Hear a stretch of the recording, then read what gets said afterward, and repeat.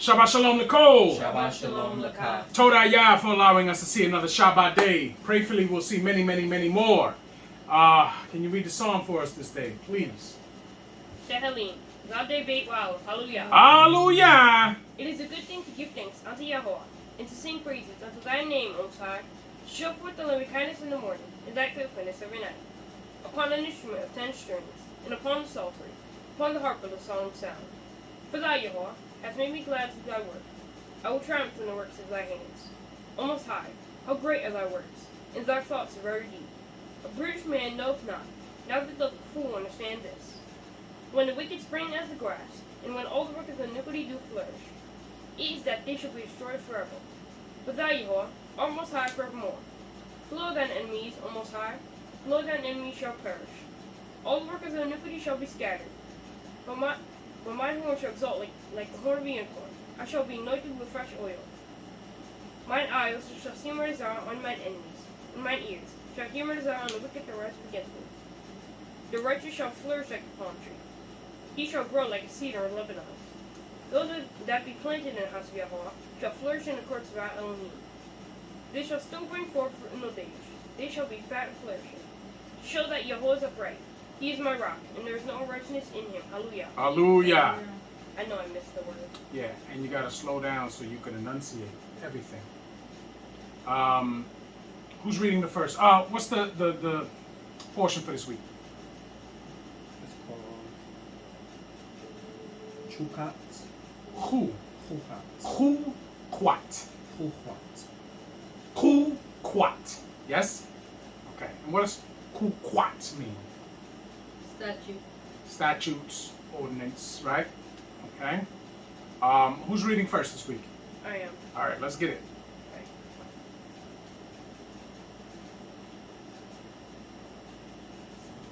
Bamidbar. Wildcat Wild. Hallelujah. Hallelujah.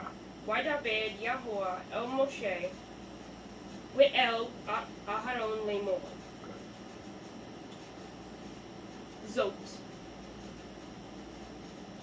Chuqwat. Hatorah. That's a word that you should never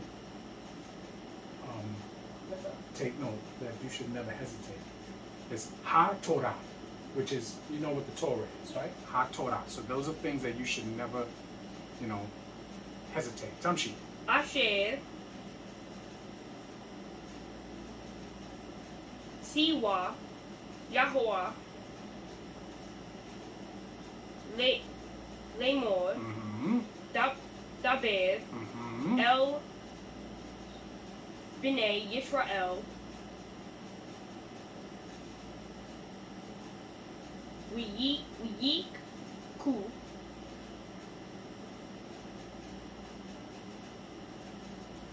Eleka. Para. Aduma. Tamima. Asher. Is it Ain? Mm-hmm. Ain Bahu. No, Ain-Ba. Ain Bah. Moon. What is it? Moon. Moom. Right. Asher. Lo. Allah. Aleha. Ol. Woon. Woon. Un. Un. Un. Come on. Un tatem. Let's go. Ota. Is that it? Yes, let's go. Ota. El. No, Azad. Mm-hmm. Now you got to say it together. Azad. El Azad. Right.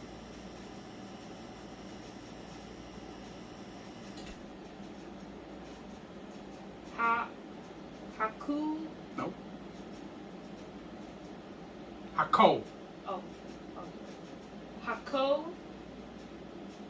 Hakohain. Right. You gotta understand that. You just read his name. El-Azar, right? And you know who El-Azar is, right? The son of who? You do know. If he's the Kohen, he's the son of who?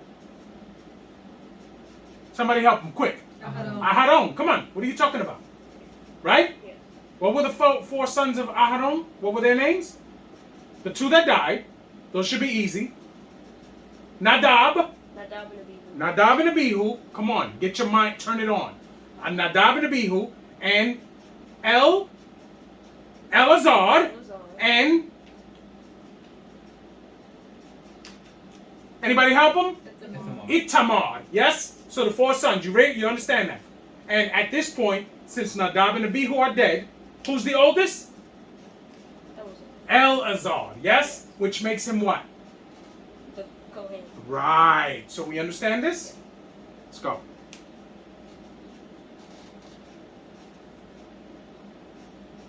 These are things that you should know like this, right? Without hesitation. You shouldn't look at me and get nervous. You should know it. Just like everybody else knows it, you should know it. Let's go.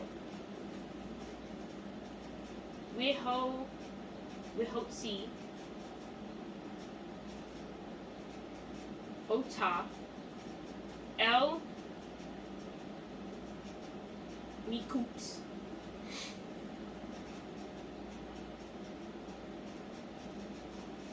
Lama Kane.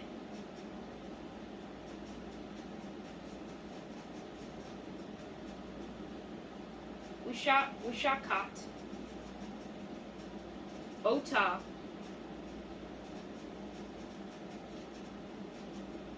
Lipanau. Lipanau. Hallelujah. Hallelujah. These are the easiest, most fundamental things that you should have with no problem. Now, being able to decipher certain laws, I don't expect you to do that yet. But the simple stuff, like whose father is whose sons are who is this, who is that, these things should roll off your tongue. There should be no hesitation in any of that. Do you understand me? Who were the three children of Amram that are named? You don't know. Can you tell him who are the three children of Amram that were named? Miriam, Aharon, and Moshe. Okay. Did you understand what he said? So Miriam, Aharon, and Moshe. Yes? And who was their mother?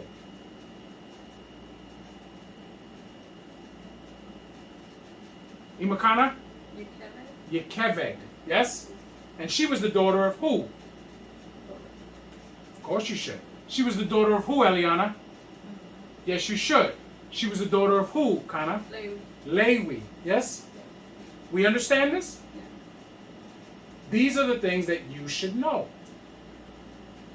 So guess what? Guess what? The 11. With all of them, they need to know exactly where we come from. And sure, we are the tribe of Ephraim, yes? But we are a family of tribes, yes? Yes. So we need to know who our brothers and sisters are, yes? Yes. We're going to go into the book of Joshua in about a month, right? What tribe did Joshua come from?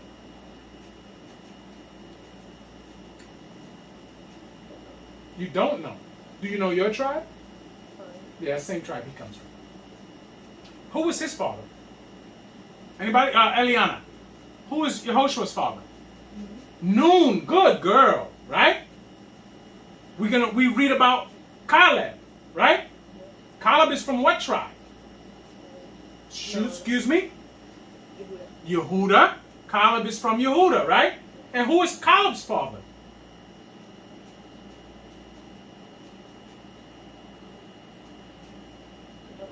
You should. But I know who his mother is. You don't know who his mother is. They don't name his mother. Oh. They don't name his mother.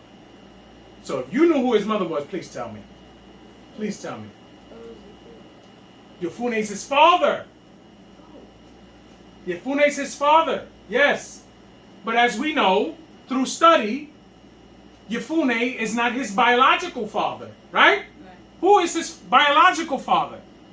Quinez. What is it? Quinez. Speak up. Quinez. Don't be afraid. Quinez. Yes? Yes. And we know that because later on in the book of Yehoshua, it talks about a man named Othniel, right? Yes. Othniel is Caleb's younger brother. Right. And his father's name is Quinez, which is why in the book of Bamidbar, Caleb is called Caleb, son of Yefune, the Quinezite. Right? Right. Because his father's name was Quinez. So we have to put together the fact that Caleb falls under the law that says if a man dies before he has a male child, his brother is to take his widow and bring forth seed for his brother. Yes? Right. So Quinez was the brother of who? Yefune. Yes? Yes. So Quinez was the brother of Yefune. Right. And Yefune died before he could have any sons. So Quinez did the righteous thing. He took his widow and brought forth seed for his brother. Right. That's why when Caleb is introduced, he's introduced as from the tribe of Yehuda, because there are people in the Israelite community and that are outside the community that want to argue that Caleb is not an Israelite. That he comes from another man who's named in Genesis who had the same name, which was Quinez, but he does not come from the line that we're discussing, right? But as we know, names are used more than once. Right. Yes? Yes. So they say Caleb is not an Israelite. But clearly when it introduces him, it says from the tribe of Yehuda. Right? So now we have to do some thinking and research and look at what the situation is. So from when we get the introduction of Othniel in the book of Yehoshua, and it tells us that he's the younger brother of Caleb, right? And they're only going to be brothers if they have what? Same father. Same father, because the scripture's not going to tell you. Because women didn't have children like that, like they do now. You understand? Right. A woman, like we saw with the woman with the 4 kids, she got 4 different nations in her house. Yes? Yeah. 4 different nations in her house. Now, they could be, but they're from different men. So they're 4 different individuals, right? Just because they came out the same womb doesn't make them the same, right? Yeah. Do we understand that? Right. I'll give you an analogy, right? We have an oven, yes? Yes. If I make batter, if I make a blueberry muffin batter and a chocolate chip muffin batter, right? And a banana nut bread muffin batter, and I put them all in the same oven, do they all come out the same muffin? No. Right? How do they come out? As they were, right? Right. The way the chef made it, right? Yes. So in essence, when it comes to child conception and bearing and all of those things, the man is who makes the child who it will be. The mother is the one that incubates and gives the child its food and oxygen and all of that stuff, right? The things that it needs to what? So- Grow, right? Mhm. But remember, what the man gives to the woman is the entire DNA. And what he gives to her is already alive. What that thing attaches to becomes alive after the man's alive DNA attaches to it. Yes? No. We understand this, right? So when you think about that, that's why men are always discussed as who they descend from. Yes? Okay. So we understand now? Yes. So Caleb falls under that part of the law.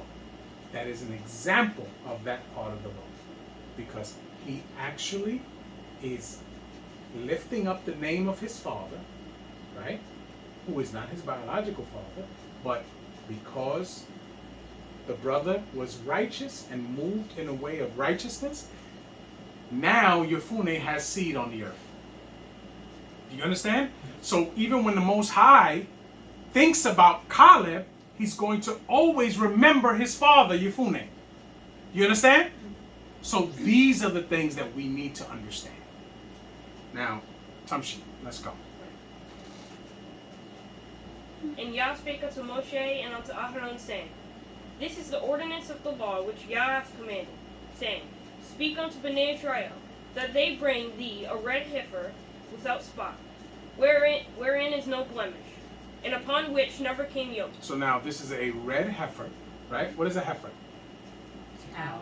Cow. Okay. And it is what? If it's a heifer, it's what? It's a Female. It's a woman. It's a female, right? So you have to bring that without spot, right? Which means no blemish. Yes. No. And it has to have never worked the field. Yes. Right. Okay. Tamshi. 3.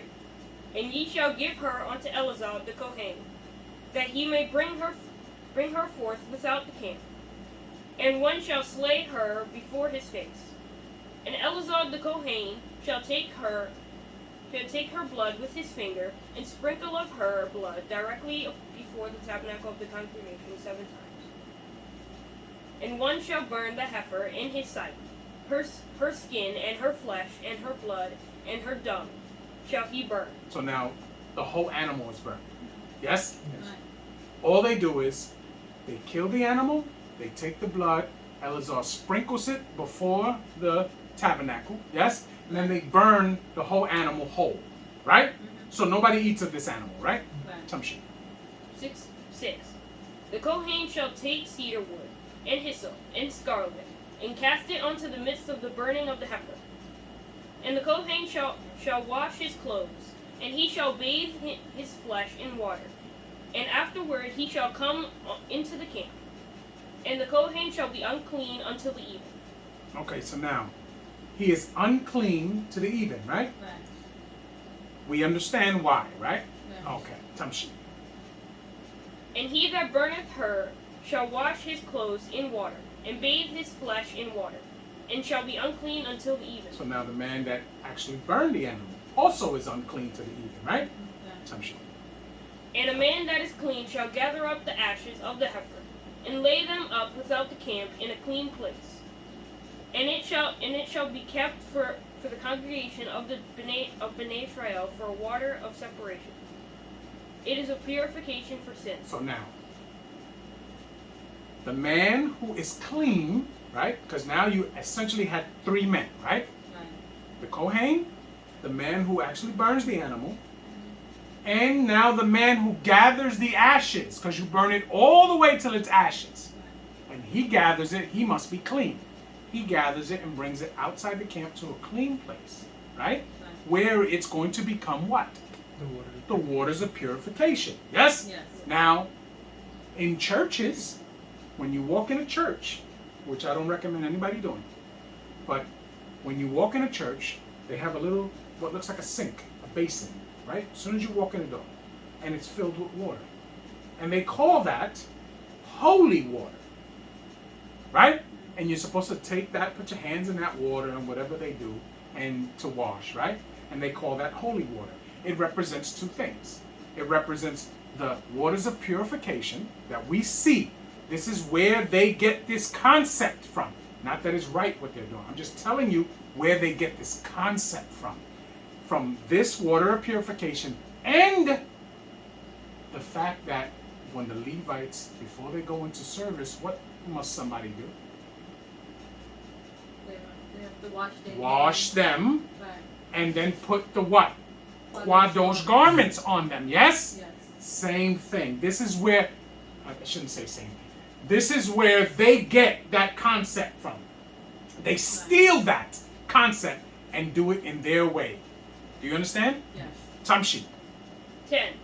And he that gathereth the ashes of the heifer shall wash his clothes, and be unclean until the evening. So now you have 3 people in the process, right? And all 3 of them, after they do their jobs, they are unclean, so they must wash and be unclean, and wash themselves, their clothes, and be unclean to the evening, right? Right. Okay. Tamshi. And it shall be unto Bnei Israel, and unto the stranger that sojourneth among them, for a statute forever. Right.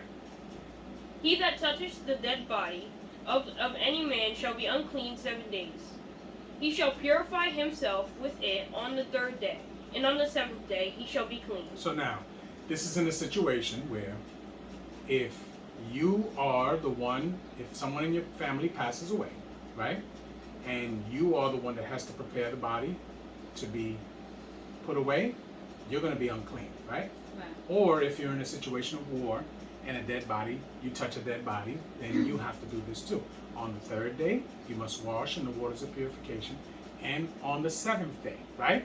Yeah. And then when the sun goes down on the 7th day, becomes the 8th day, you become clean. But you have to follow this statute.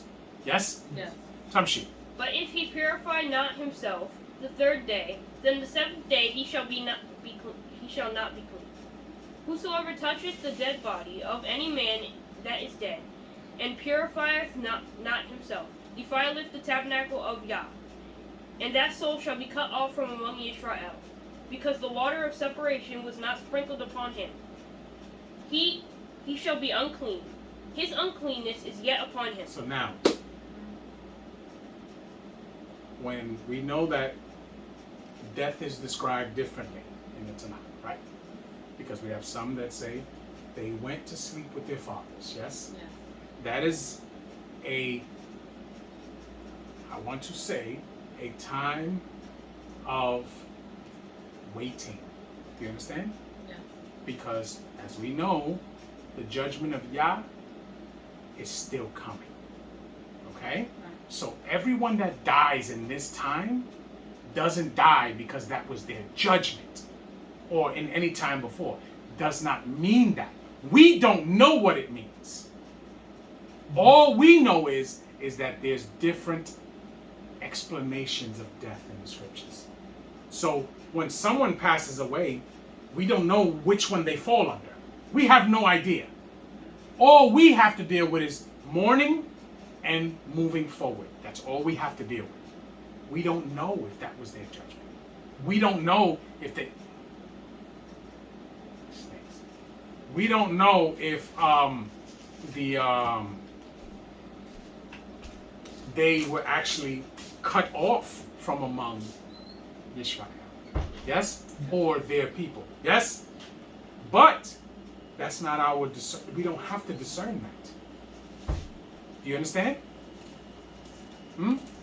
No, I'm not saying that. Just, So I didn't say to get them. I said that it... Yeah, so... because the waters of purification. So now, understanding that, right?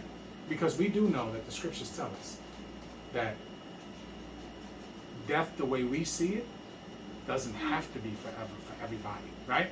So now, but in this case, when you have broken the laws of Yah that you know is a law, see, this falls under what? Presumption. Presumptuous sin. Presumptuous sin is a very bad situation to put your mind and wrap your mind around. Now, granted, Yah will show mercy unto who he will show mercy. We don't have control about that. All we can control is our actions. So this person is told that he knew what he was supposed to do, and he chose to do something different. So guess what? He is separated from, he is cut off from Yisrael. Yes? Yes. Okay. Tamshi. 14. This is the law.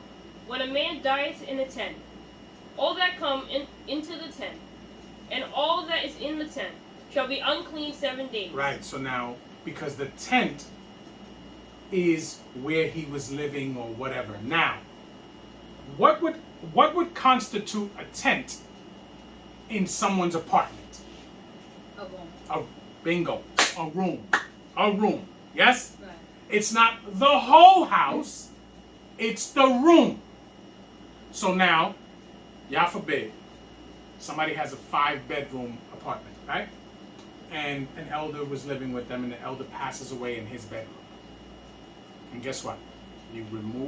Once they remove him, that room is closed off for 7 days. And everybody who had went in that room to either check on him or to remove him is going to be unclean for 7 days. Yes? Yes. But if you did not go in that room, then you're not unclean for 7 days. Do you understand me? Okay. Tamshi. 15. And every open vessel, which hath no covering bound upon it, is unclean. And whosoever toucheth one that is slain with a sword in the open fields, or a dead body, or a bone of a man, or a grave, shall be unclean 7 days. And for an unclean person they shall take of the ashes of the burnt heifer of purification for sin, and running water shall be put thereto in a vessel. And a clean person shall take hyssop and dip it in the water, and sprinkle it upon the tent, and upon all the vessels, and upon the persons that were there, and upon him that touched a bone, or one slain, or one dead, or a grave. And the clean person shall sprinkle upon the unclean on the 3rd day, and on the 7th day. And on the 7th day he shall purify him, and wash his clothes, and bathe himself in water, and shall be clean at even. Now, also in churches, the priest takes that same water and he has a little metal thing that looks like a microphone, right? And he fills it up with the water. And as people walk up, he sprinkles it on them. Okay? These are things you've never seen, and I pray you never ever have to see. But I've went to churches before as a child, and I've seen these things happen. Do you understand? So they're concepts like everybody else in the world, religious-wise. They get them from the Torah. The fact that they don't want to fear Yah and keep the commandments the way they're written is mind-boggling to me. When you can pick and say, well, I'm going to do this way just because it was there that way. Drives me insane. You understand? Yes. Tamshi. 20.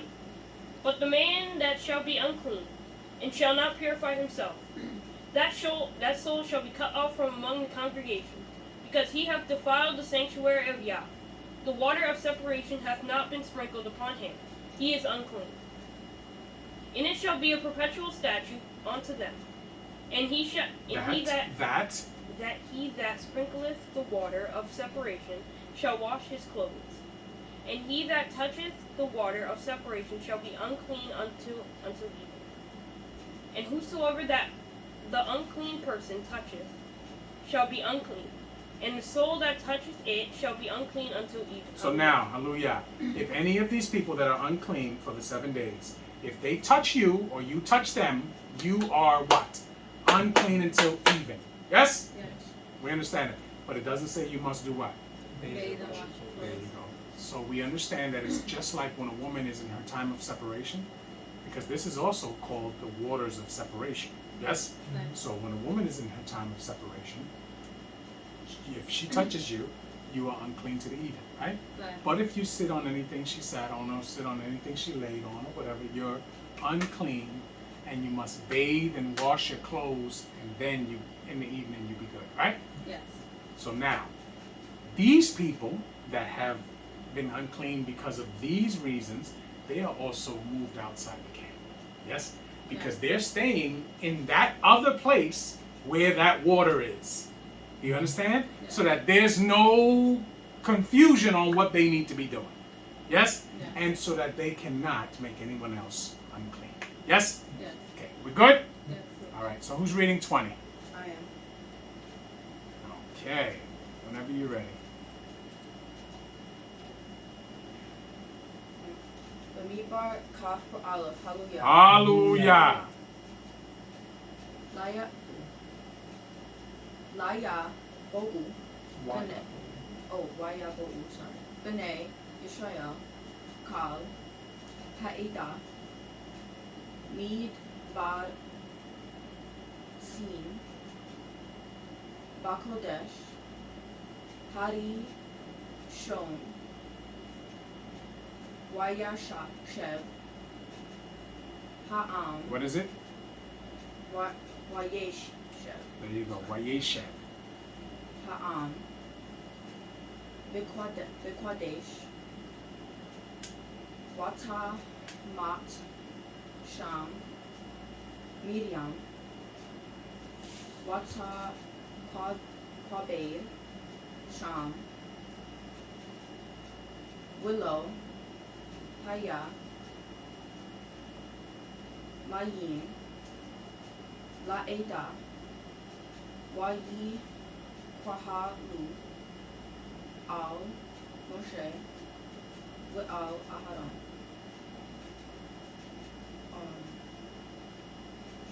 Waya Rev. Ha'am. Rev. Ha'am. Im Moshe. Mm-hmm. Wayu Om. What is it? Wa. Wayom. Oh, sorry. Wayom Hu. Mm-hmm. Lemor. Wilu. Gawa. Speak up, please. Gawa. Lu. Big. Lu. Bigwa. Bigwa. Ake Lu. Lipne. Yahuwah. Hallelujah. Yeah, you still keep, your voice keeps going down and down as you talk. You gotta be more confident. You gotta read it. You gotta read it loud so that everyone can hear what you're saying. You understand me? Then came Bnei Israel, even the whole congregation, into the desert of Zin in the first month. And the people abode in Kadesh, and Miriam died there, and was buried there. So now, Miriam, the last thing we heard about Miriam was what? They should have leprosy. That she was stricken with leprosy because she did what? I know she murmured against She Moshe. murmured against Moshe. Yes? The servant of the Most High. Yes? That's why you be very careful how you speak about the servants of the Most High. Tamshit. And there was no water for the congregation. And they gathered themselves together against Moshe and against Aharon. And the people trode with Moshe and spake, saying, Would Elohim that we had died when our brethren died before Yah? And why have we brought up the congregation of Yah into this wilderness, that we and our cattle should die there? And wherefore have ye made us to come up out of Mitzrayim to bring us onto this evil place? It is no place of seed, or of figs, or of vines, or of pomegranates. Neither is there any water to drink. Stop. Now, Carla, why are they saying that this is a place of no seed, no figs, no vines, no pomegranates, neither is any water to drink? Why is it? Where are they? What's the name Bamidbar mean? Help them? Wilderness. The wilderness, yes? And what is the wilderness? Where they are right now, what is it?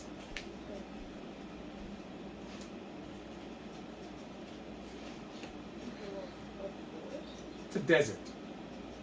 Okay? It's a desert. That's why they're telling you that there is no seed, no figs, no vines, no pomegranates, neither is there any water to drink. Now, can anybody tell me why Yah sent them there?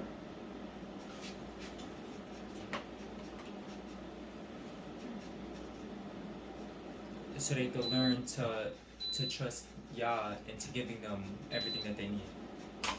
That's my It's to purge them, exactly. Because they had been spoiled slaves in Mitzrayim, same as we are now. Yes? Yes. And we need to be purged of the things that were at our fingertips. Because Yah is testing to see who is going to choose him. Right. Right? Yes. Because they're not starving. They just are not getting what they wanted. Right? Yes. But they're eating every day. And they're being fed the food of the Malakim. Yes? Yes. And they drink when they need to drink. Right? Yes? Yes. They're being fed wisdom, knowledge, and understanding. Yes? Yes. Because that's the key. They were being fed all of that. And yet, many of them took it for granted. Yes? Yes. That's why when we see later it says, your sandals did not tatter, right? Nor your clothes rip, right? Because this whole 40 years. Because Yah sustained them for 40 years. And instead of them being appreciative to being sustained, they'd rather be rebellious and murmur and move in fashions that are not becoming people that are appreciative to their Elohim. Yes? Yes. Tamshit. 6. And Moshe and Aharon went from the presence of the assembly onto the door of the tabernacle of the congregation, and they fell upon their faces, and the glory of Yah appeared unto them. And Yah spake unto Moshe, saying, Take the rod, and gather thou the assembly together, thou and Aharon thy brother, and speak ye unto the rock before their eyes, and it shall give forth his water, and thou shalt bring forth the water out of the rock, Thou shalt thou bring shalt give- forth to them water out of the rock, is what it said. Oh, sorry. So thou shalt give the congregation and their beasts drink. Right. So now, gather the assembly together, right? Right. And thou and Aharon thy brother, and speak ye unto the rock before their eyes. Yes? Yes. Now, what do you think they're going to say?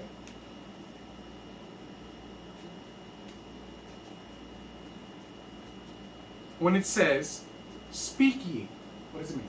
What are they being told to say?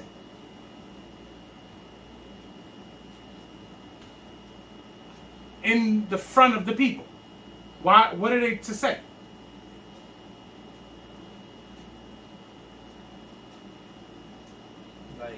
Like may Yah fetch you water. They are to pray in front of the people that Yah give them water from this rock. Yes? Yeah. Tamshit. 9. And Moshe took the rod before Yah, as he commanded him. And Moshe and Aharon gathered the congregation together before the rock. And he said unto them, Hear now, ye rebels, must we fetch you water out of this rock? Stop. Stop. This right here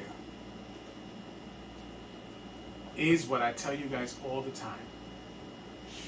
One decision can be a ripple of consequences. We just read what the Most High told him to do. You and Aharon gather the people and speak to this rock, right? Right. Before the people. Yes? Yes. So we have come to understand that they were to pray to Yah in front of the people that Yah give them water from the rock. Yes? Yes. We understood that. They understood. But somewhere between Moshe getting that command and him going before the people, see, we don't know what he's hearing. We don't know. What we do know is that our people are a frustrating people, right? Right. And I always picture him gathering the people and they're talking amongst themselves. What is this guy going to tell us now? You know? Right. What's he going to do now? How much more is he going to take from us? Why should we listen to this man? Right? Yes. He can hear this. And instead of him tuning it out, as he has done many times before, tuning it out and following the command that the Most High gave him, he speaks from anger. and from frustration. Right? And he responds to them because they have to be saying something. And he responds to them. And he says, "Hear now." Right? "Ye rebels, must we fetch you water out of this rock?"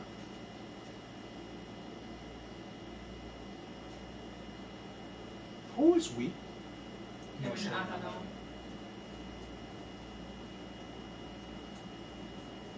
He means him and Aharon. Yes? Yeah. But eventually water's going to come out of that rock. Right? So now, in the eyes of the people, when he says we, what did he just do?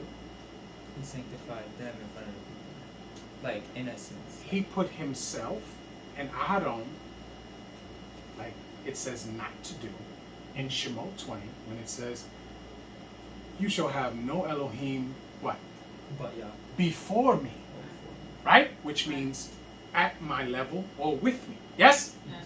So he put himself, and this is what they heard, he put himself and Aharon with the Most High. Yes? Yeah. So guess what? Their objective was successful because they wanted him to do what? Mess up. To mess up and to fall from where he was. Anybody got another example of that situation? Of someone being at a position and someone else doing something to make them fall from that position? Oh, Adam and Nakash. Was it the Nakash? Oh, it was Nakash and the woman. Because the Nakash did that for a reason. Because he didn't want Adam to get mad.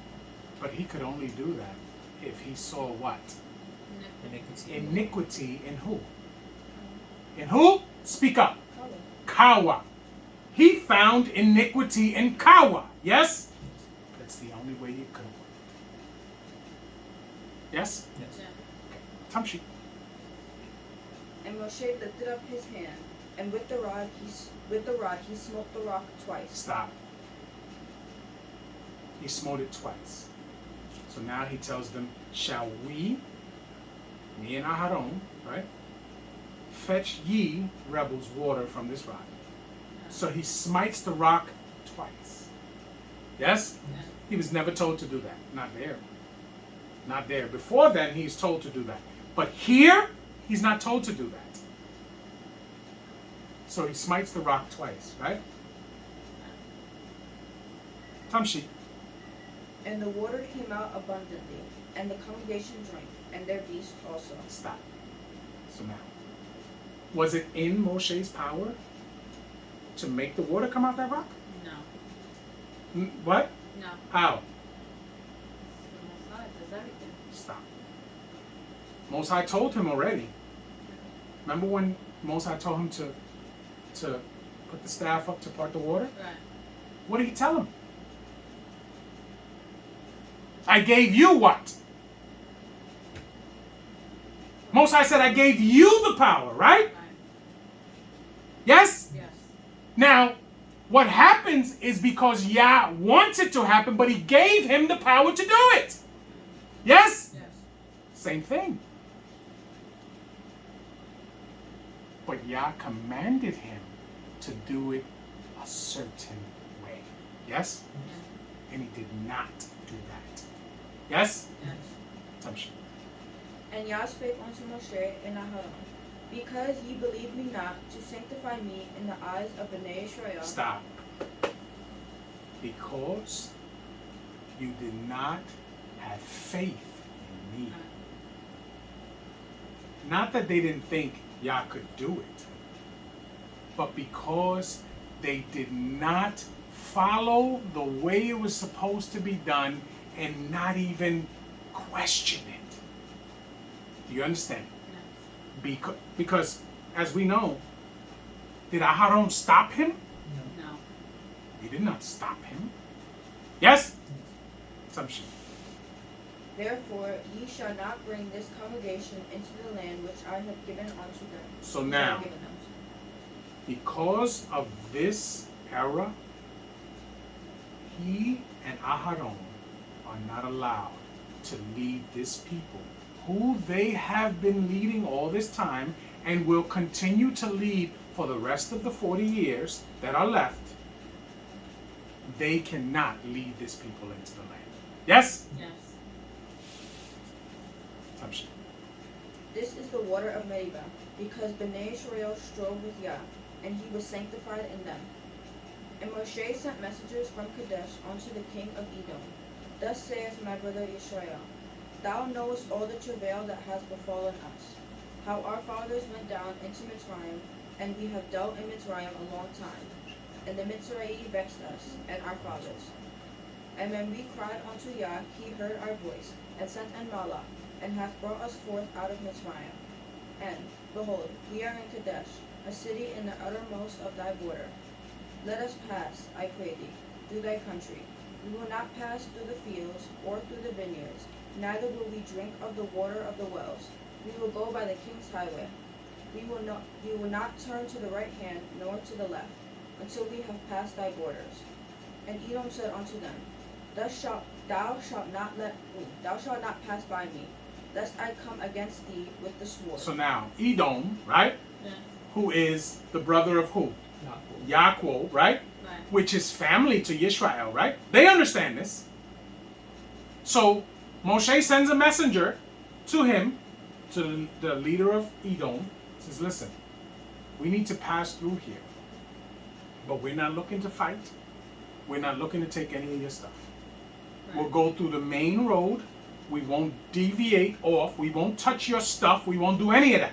Just let us walk through and don't bother us. Yes? Yes. But that's not what Edom says. Edom says, no. You step foot in my place. You step foot in my place, I am going to take that as an act of war. Yes? Yes. And I'm going to come out against you. Tamshi. And Bnei Israel said unto him, We will go by the highway, and if I and my cattle drink of thy water, then I will pay for it. I will only, without doing anything else, go through on my feet. And he said, Thou shalt not go through. And Edom came out against him with much people, and with a strong hand. Now, what land are they trying to get through?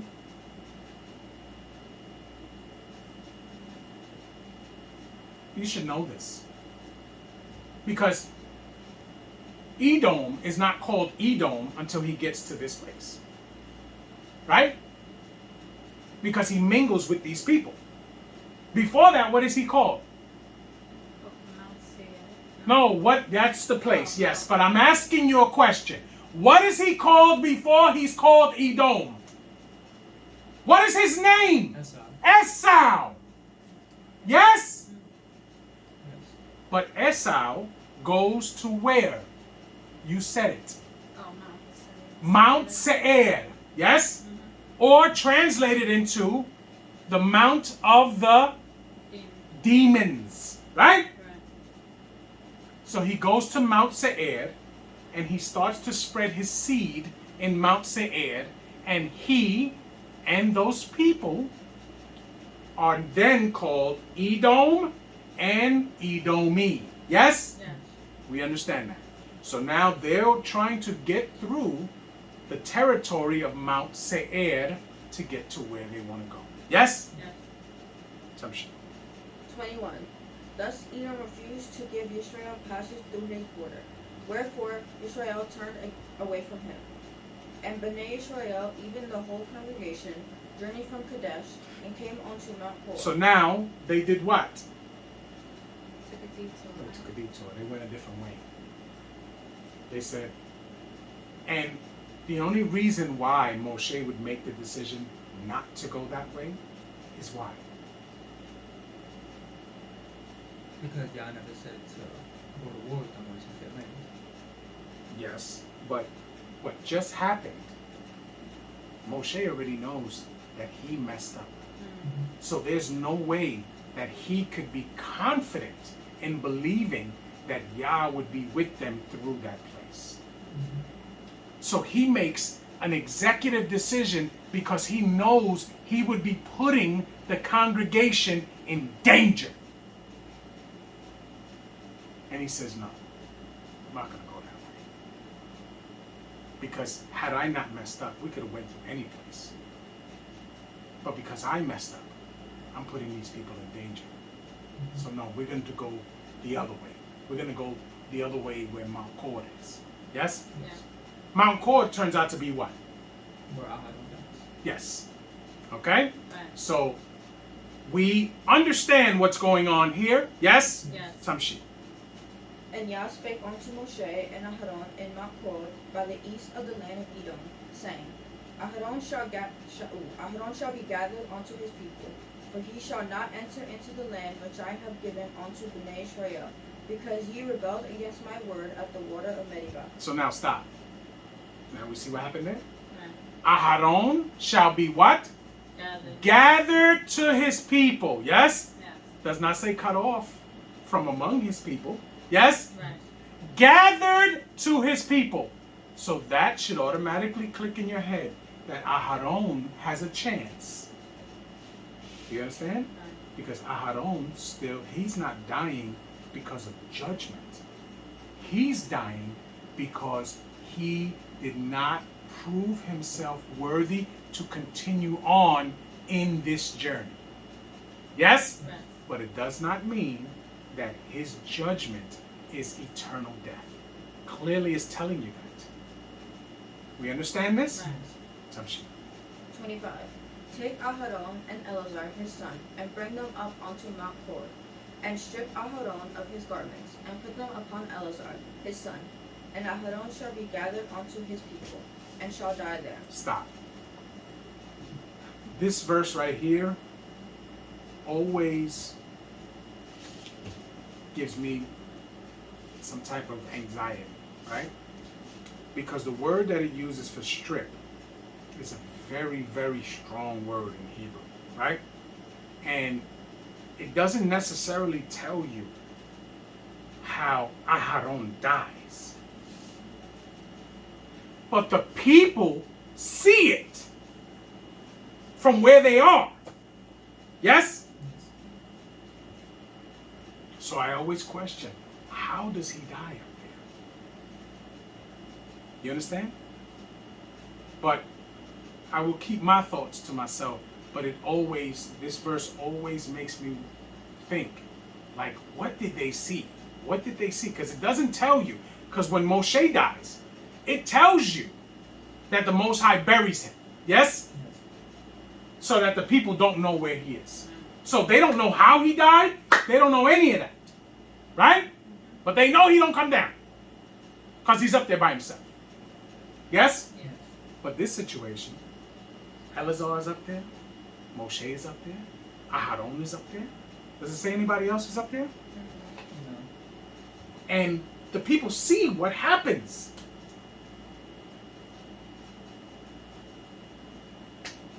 But again, Tamshi. And Moshe did as Yah commanded. And they went up into Mount Hor in the sight of all the congregation. And Moshe stripped Aharon of his garments. Then we go again. The same word. He strips him of his garments. Now, I don't want to believe that it's talking about he rips his clothes off and makes him naked up there. I don't want to believe that. So I think it means something else. But I'm not 100% sure. Tamshi. And put them upon Eleazar his son. And Aharon died there on the top of the mount. And Moshe and Eleazar came down from the mount. And when all the congregation saw that Aharon was dead, they mourned for Aharon 30 days, even all the house of Israel. Hallelujah. Hallelujah. So they mourned for him 30 days. Yes? Yes. Who's reading this one? I am. All right. Why would you read this and there's only one verse left? Why wouldn't he read that? I asked her if she wants me to read, and she said... Because the next chapter is only one verse. Right? Wait, so which one? I'm reading 21, right? Right. No. But Yeah. the next Are one's you not listening to him? Hold on. Say No, it stop. again. No, I didn't Don't hear you. answer. Because I want to know what she No, I heard. didn't hear you. Say it So you again. didn't hear anything I'm saying. I got confused with myself. What happened? Say it again. Why No, you know what? I know, got but listen to me. confused. Listen to me. We talked about this yesterday, right? We talked about this yesterday. You women are not confused with what's going on in your head. You're not confused with it. The only time you get confused is when us men talk to you. That's the only time you get confused. Because the way you have things mapped out in your brain, it's not confusing to you. But as soon as I say something to you, it becomes confusion to you. Guess what? She heard exactly what I said. Right? Why? Because I'm her father.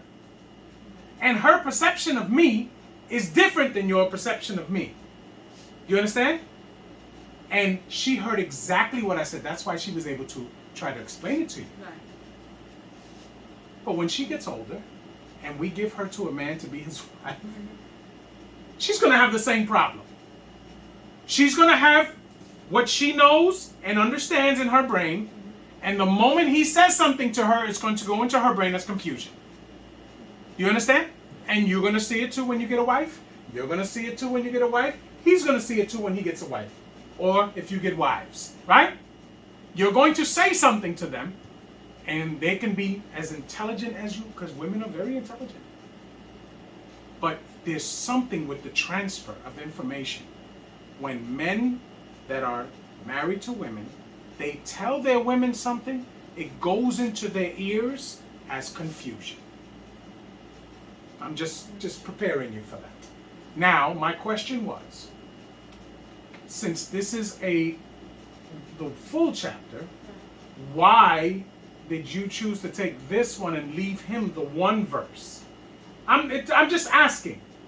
Was this something you guys discussed? No. I said because every time I come into class, I read whatever they don't read. Like, Okay. I don't like. All right. So I said, "Are you reading this one?" She said, "Yes, I practiced." Okay. Oh, okay. Well, then if you, all right, then that means that you were prepared to do this. That's fine. That's the answer. Say that I was prepared to do this chapter. Okay, no problem. Because I just want to know. Yeah, but I thought you were saying, why are you reading this one when it's only one? That's why I got confused. I'm like, wait, do we stop at 21 or do we stop at 22? Right. That's why I got confused. But listen to what I'm saying. Right. You are an intelligent woman, right? Mm-hmm. Everyone else heard exactly what I said. Right. But when it went to your ears, it didn't go in that way. This is what I'm just trying to prove that point. Tamshi.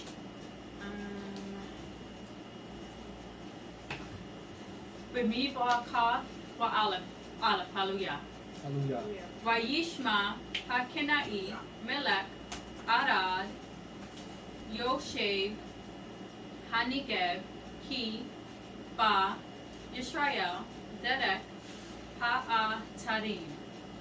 Vayi lahem be Yisrael vayi shev. Memenu Sibi. No, Chevy. Oh, Shebi. Vayidar Yisrael Neder La Yehovah Vayomar In Notan Titan Titain No, not tone. Naton, right, I knew that. Naton Titain et Ha'am Hazeh Biyadi Wehaka Ramti Et Ha'e wait, sorry. Arehem Vayishma Yehovah Bikol Yisrael sorry. Vayitain Et Hakenai Vaya Kareem. Et hem, we et harehem. No, Arehem. Oh, arehem, sorry. Vayikra Shem Hamokum Hamakum. Hama. oh Hamakum Kwon. Kwon Kwon. Hamakum, sorry. Padma. Karma. Padma. Hallelujah. Hallelujah.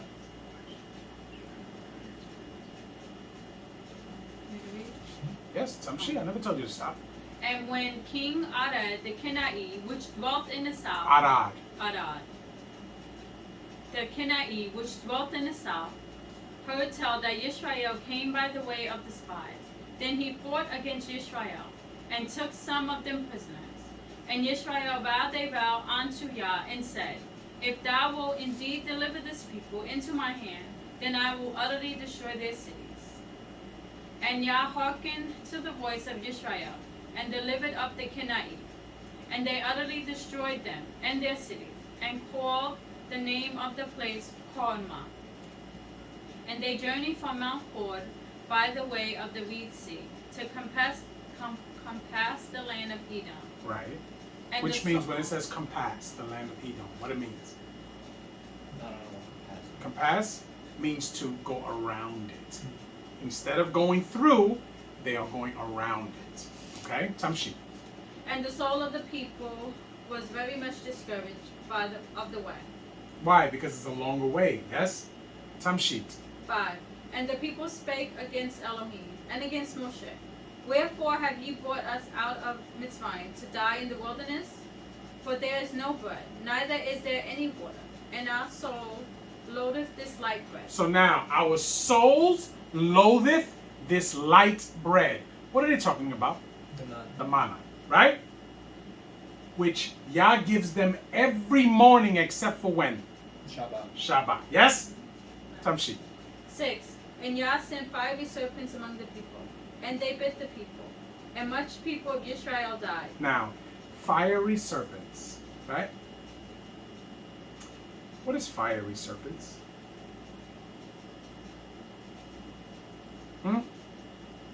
What's the word that it uses for fiery serpents?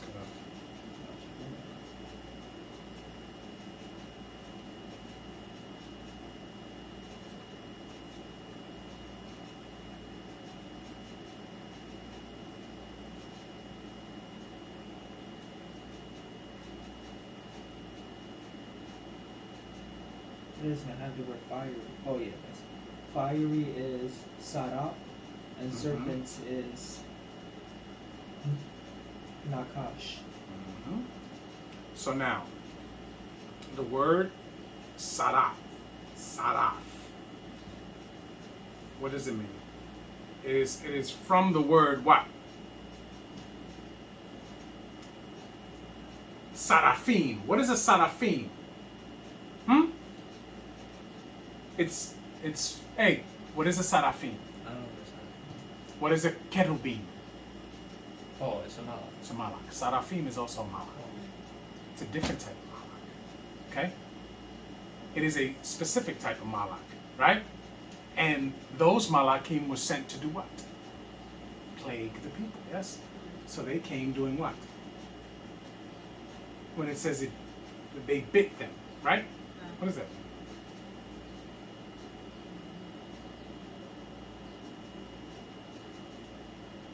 All right. We all saw The Matrix, right? You never saw The Matrix? No? Not the whole thing. All right, and let me give you a better example. Well, the Malachim can't be seen by these people, right? We understand that, right? For the most part, they probably can't be seen by these people. So these Malachim are going through the camp, slaying these people, and the people are just dropping dead in front of other people. Dropping dead, dropping dead, dropping dead, dropping dead, dropping dead, dropping dead, right? So Yah sends the Seraphim to go and slay these people. For doing what? Murmuring against him and Moshe. Yes? Yes. Remember what happened. Tamshi. 7. Therefore the people came to Moshe and said, We have sinned, for we have spoken against Yah and against thee. So they knew what they did. Yes? Tamshi. Pray unto Yah that he take away the serpents from us. And Moshe prayed for the people. So now they want Moshe to pray that Yah recall his seraphim. Yes? Tamshi. 8. And Yah said unto Moshe, Make thee a fiery serpent, and set it upon a pole. And it shall come to pass that everyone that is bitten, when he looketh upon it, shall live. So now, this thing that he makes, right? They have to come and look upon it. And the plague will stop. Yes? Yeah. Tamshi. 9. And Moshe made a serpent of brass and put it upon a pole. And it came to pass that if a serpent had bitten any man, when he beheld the serpent of brass, he lived. And Bnei Israel set forth and pitched in Obah. So now, the same thing that killed them became the thing that cured them. Yes? Yeah. Tamshi. 11. And they journeyed from Obah and pitched in, I don't know how to say that, Ir Badim, in the wilderness which is before Moab, toward the sunrise. From thence they removed and pitched in the valley of Zared. From thence they removed and pitched on the other side of Arnon, which is in the wilderness, that cometh out of the coast of the Amorim. For Arnon is the border of Moab, between Moab and the Amorim. Wherefore Wherefore it is said in the book of the wars of Yah, when he did what he did in the Reed Sea, and in the books of Arnon, and at the stream of the brooks that goeth down to the dwelling of Ar, and lieth upon the border of Moab. And from thence they went to Beer, that is the well whereof Yah spake unto Moshe, gather the people together, and I will give them water. Then Yisrael sang this song, Spring up, O well, sing ye unto it. The princes digged the well, the nobles of the people digged it, by the direction of the lawgiver, with their staves. And from the wilderness they went to Matana, and from Matana to Nakaniel, and from Nakaniel to Bamoth, and from Bamoth in the valley that is in the country of Moab, to the top of Pisgah, which looketh toward Yeshimon.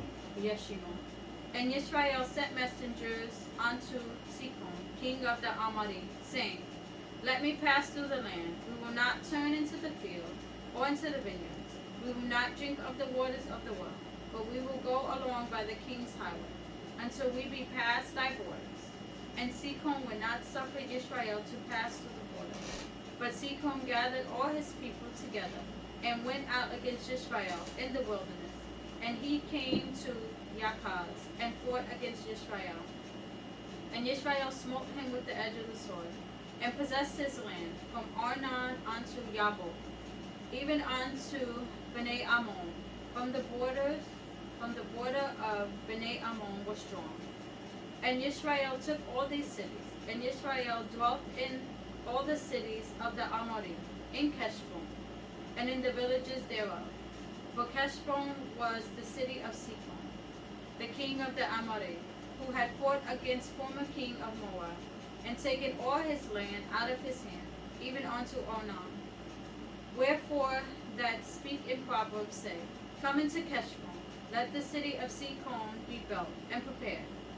For there is a fire gone out of Keshbon, right? A flame from the city of Sichon. It hath consumed Og of Moab, and adorned of high places of Arnon. Woe to thee, Moab, thou art undone, O people of Chemosh. He hath given his sons that escaped, and his daughters into captivity unto Sichon, king of the Amorim. We have shot at them, Heshbon is perished, even unto Dibon. We have laid them waste, even unto Nophah, which reacheth unto Medeba. Thus Israel dwelt in the land of the Amorim, and Moshe sent to spy out Yaazar, and took the villages thereof, and drove out the Amorim that were there. And they turned and went up by the way of Bashan, and Og the king of Bashan went against them, and he and all his people, to the battle of Edrei. And Yah said unto Moshe, Fear him not, for I have delivered him into thine hand, and all his people, and his land, And thou shalt do to him as thou didst unto Sihon, king of the Amorite, which dwelt at Heshbon. So they smote him So they smote him and his sons, and all his people, until there were none left him alive. And they possessed his land. Hallelujah. Hallelujah. And Og was one of the giants that was still in this time. The parameters of how big Og was, they tell you about how his bed was, right? And his bed was something like, for a person that was about 13 feet tall and 6 feet wide. So his shoulders were 6 feet wide and his height was 13 feet tall. He was what you would call a modern day or a then time day Thanos. He was ginormous, okay? But he is one of those that are described as, remember when it says in Bereshit 10, there were giants in that day also after. Yes? Yes. That's why the Most High tells Moshe, don't fear him. Because I've already delivered him in your hands. All you got to go is to just go do it. You understand? He's delivered into your hands. Do not fear him. Yes? Yes. That's why when Melech Dawi goes against, what's his name? Goliath. Right? Goliath was another giant. Okay? Melech Dawi was not afraid of him. That's why all the rest of the Israelites, Shaul and all of them, they were afraid of Goliath. But Yah was with Dawid. And Dawid came with his 3 stones, and he swung his first stone, and it went right into the spot in the middle of Goliath's forehead and buried itself in his brain and killed him instantly. Because Melech Dawid was not afraid. Because the Most High had already delivered Goliath into his hands. Yes? Yes. Okay. All right. Who's reading 22? It's only one, right? No, I don't know. That's what it is. Yes. Hold on 1 second. Mine is taking forever to get over there.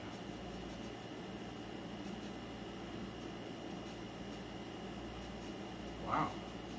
You think you could do this one? You good with it? Okay. Some sheet. Bamidbar, Kaf Beit Walef, Hallelujah. Hallelujah. Vayis'u b'nei Yisrael, Vayakanu, be'od bot, Moab, me'eber, le'yarden, Yericho. Hallelujah. Hallelujah. And Bnei Israel set forward and pitched in the plains of Moab on this side Yarden by Yericho. Hallelujah. Hallelujah. So now that ends the portion of Chuqwat. Yes? Yes. Now, next week, as we can see here, what's next week's portion, Kala? Balak, right? Because we know that Bil'am is in the situation, right? And we know what's going to happen here, yes? It's a very, very good portion. They're all good, but it's very informative, okay? And we need to make sure that you guys read the portion during the week so that you're getting familiar with it, okay? Any questions? Any questions? No? Okay, with that being said, we're going to stop for now and go have